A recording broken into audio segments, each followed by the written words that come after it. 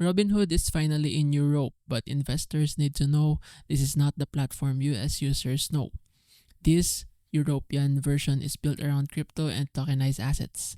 On the surface, the value is clear: zero commission trading on over 200 tokenized US stocks and ETFs, zero FX fees, and the huge benefit of 24/5 access to the US markets. Plus, they have opened up access to tokenized private giants like OpenAI and SpaceX, leveraging Europe's regulations to bring exclusive opportunities to the retail investor. That is a massive advantage in convenience and cost against most local brokers.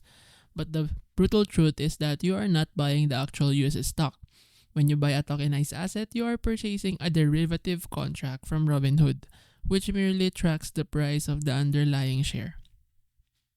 This is a brilliant regulatory end run, but it introduces a layer of counterparty risk and legal complexity that a traditional share purchase does not have.